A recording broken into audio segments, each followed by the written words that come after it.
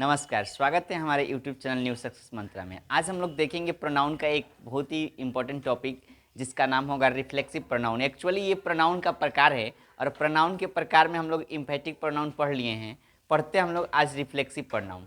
देखिए reflexive pronoun होता क्या है, ठीक है। ये होता है रिफ्लेक्सिव प्रोनाउन। रिफ्लेक्सिव प्रोनाउन का मतलब होता है निजवाचक सर्वनाम, ठीक है। निजवाचक सर्वनाम, इसका डेफिनेशन हम लोग दे सकते हैं कि myself, our self, himself, herself, yourself या your सेल्फ्स,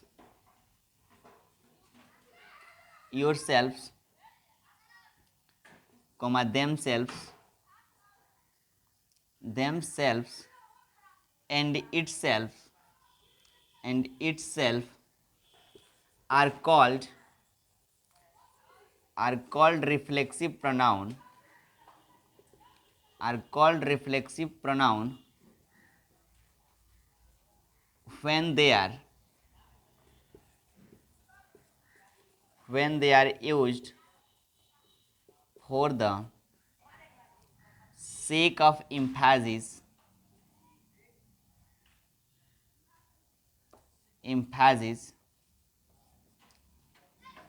upon the subject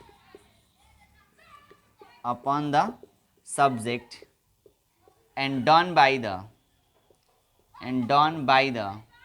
subject itself,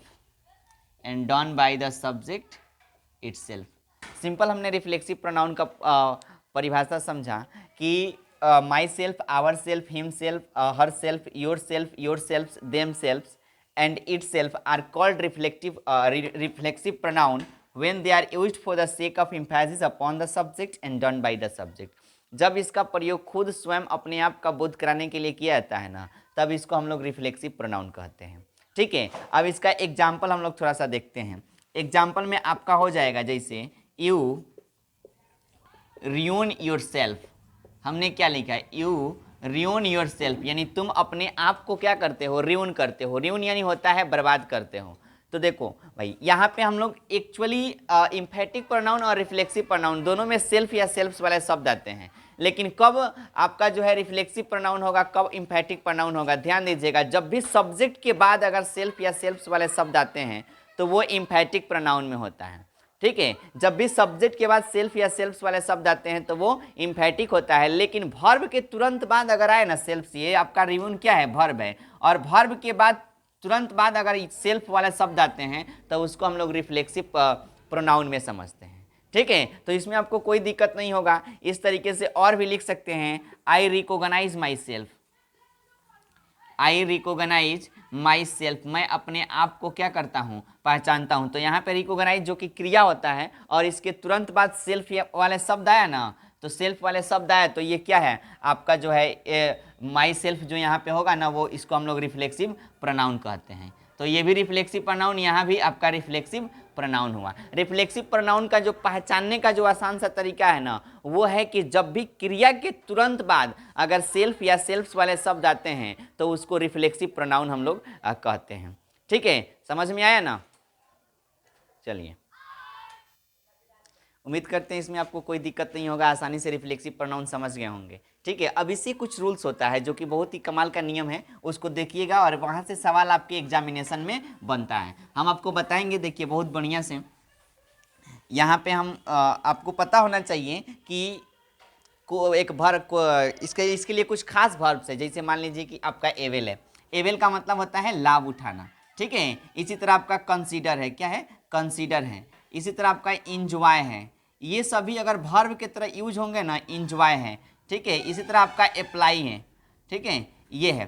तो एवेल, कंसीडर, इंजॉय, एक अप्लाई, ये सभी वर्ब है ना। तो इसके बाद ETC और भी हैं, इसके बाद हमेशा याद रखिएगा, इसके बाद जब भी होगा ना तो हमेशा रिफ्लेक्सिव केस का प्रोनाउन का प्रयोग किया जाता है। हमेशा रिफ्लेक्सिव केस का प्रोनाउन का प्रयोग किया जाता है। देखिए हम आपको कॉमन एरर इसका बता रहे हैं। एक बहुत ही अच्छा कॉमन एरर इसका होगा क्वेश्चंस। जैसे सवाल है आपका, कि यू शुड यहाँ से यहाँ तक आपका जो ऑप्शन है ये ए है, ठीक है। यू शुड एवेल यहाँ पे आपका जो है ये आपका बी होगा, ऑफ दिस अपॉर्चुनिटी,